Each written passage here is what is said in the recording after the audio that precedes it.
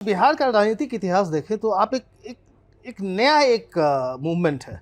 कभी भी हिस्ट्री में बिहार में किसी इंडिविजुअल ने कोई मूवमेंट लॉन्च नहीं किया। जयप्रकाश नारायण की भी कहें, अगर स्टूडेंट्स मूवमेंट था, उनको इनवाइट किया गया था लीड करने के लिए, फिर नेशनली हुआ।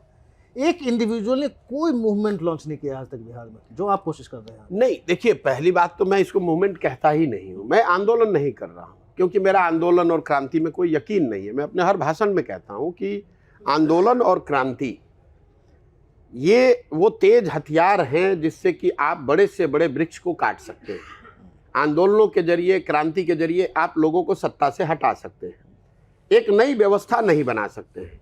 अगर आप मानव सभ्यता के इतिहास को पढ़ेंगे दुनिया में, तो फ्रांस की क्रांति को अगर आप अपवाद के तौर पर हटा दें, तो पिछले 1000 साल के इतिहास में किसी आंदोलन और क्रांति से मानव सभ्यता के सृजन में कुछ बहुत बड़ा कंट्रीब्यूशन नहीं रहा है। उससे मानव सभ्यता का विकास नहीं हुआ। हाँ, आंदोलनों से आपने लोगों ने सत्ता से लोगों को हटाया है। जेपी का आंदोलन हुआ, उससे आपने इंदिरा जी को हटा दिया, लेकिन उससे नई व्यवस्था देश में नहीं बनी। अन्ना का आंदोलन हुआ, उससे कांग्रेस को हटाया, यूपीए की सरकार हट गई, लेकिन उससे नई व्यवस्था नहीं बनी। सृजन का एक अपना काल है और उसकी एक अपनी गति है। किसी चीज को बनाने की जो प्रक्रिया है वो लंबी है, इट्स ए स्लो बर्न। जो कहते हैं ना, खाना जो है वो लकड़ी की आंच पे बनता है, धीमी आंच पे बनता है। धीमी आंच पे खाना बढ़िया बनता है। तो अगर आपको समाज में कुछ बनाना है तो आपको वो पेशेंस चाहिए। यही गांधीवाद भी है। अगर आप गांधी को बहुत गहराई से उनकी सोच को देखेंगे, गांधी जब लौट कर आए अफ्रीका से, तो उन्होंने ये कभी नहीं कहा कि अंग्रेजों को यहाँ से भगा दो, उनका शासन खत्म कर दो। उन्होंने कहा कि जो अंग्रेज कर रहे हैं उनको करने दीजिए, पहले आप सेल्फ रिलायंट बनिए, अपने में वो वर्चूज बिल्ड कीजिए, छुआछूत से अलग हटो, अपने कपड़े खुद बनाओ, सेल्फ डिपेंडेंट बनो। और जो उनका सत्याग्रह के बाद जो पहला आंदोलन नॉन कोऑपरेशन था, वो भी कि भाई मैं आपके साथ कोऑपरेट नहीं करूंगा, आप शासन करना है करो, मैं कोऑपरेट नहीं करूंगा आपके साथ। उसके बाद उसकी डिग्री उन्होंने चेंज की, सिविल डिसोबीडियंस, कि अब मैं कोऑपरेट ही नहीं करूंगा, आपका अवहेलना भी करूंगा।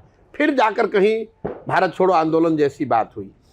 तो ये गांधी की जो सोच है कि पहले उन्होंने समाज खुद को, जो उन्होंने अपनी जीवनी लिखी है, एक्सपेरिमेंट विथ ट्रूथ, वो सिर्फ पढ़ के किताब से नहीं किया। जो बात आपको सत्य लगती है उसको आप करके उन्होंने पहले अपने जीवन में उतारा, फिर उस लर्निंग को समाज को पास ऑन किया, समाज को उसके लिए तैयार किया। तो मैं यहाँ जो कर रहा हूँ कि जो मैंने 20 साल सीखा समझा है उसको मैं समाज में उतारने की कोशिश कर रहा हूँ। समाज ये समझे, और अगर समाज समझ लेगा उसके बाद बाकी सारी चीजें गौण हो जाएंगी। जाति, दल, समीकरण, नेता सब गौण है। जो आप इंथुजियाज्म की बात कर रहे हैं वो क्यों है? उसमें तो सारे जाति के लोग आ रहे हैं। हमारे पास तो यहाँ कोई दल नहीं है, संगठन नहीं है, हम लोगों को मोबिलाइज नहीं कर रहे हैं। लोग क्यों आ रहे हैं? क्योंकि सही मायनों में उनकी जिंदगी जो है यहाँ पर त्रासद है।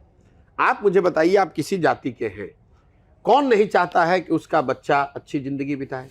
कौन नहीं चाहता है कि उसका जवान लड़का घर छोड़कर न जाए? कौन महिला नहीं चाहेगी कि उसका पति उसके साथ में रहे?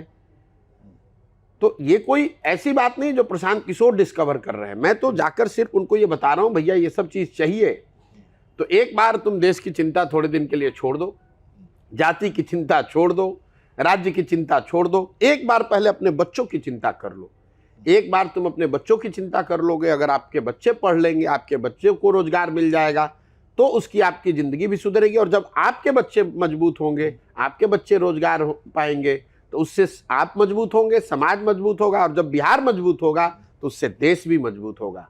अगर पूरा बिहार, कई लोग कहते हैं देश को मजबूत करने के लिए वोट दो।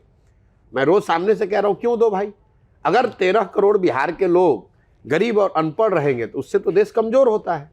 अगर बिहार में प्रति व्यक्ति आय 35,000 है और देश में प्रति व्यक्ति आय 1,35,000 है, तो हम लोग तो देश को भी नीचे खींच रहे हैं। अगर बिहार में प्रति व्यक्ति आय 2 लाख रुपए हो जाए तो उससे देश को भी फायदा है, देश को भी मजबूती है। तो इसलिए मैं लोगों को कह रहा हूं कि भाई तुम पहले अपनी चिंता करो, अपने बच्चों की चिंता करो। तुम्हारे बच्चे जब पढ़ लिख जाएंगे, जब उनको रोजगार मिल जाएगा, तो अपने आप समाज की, राज्य की और देश की चिंता अपने आप हो जाएगी।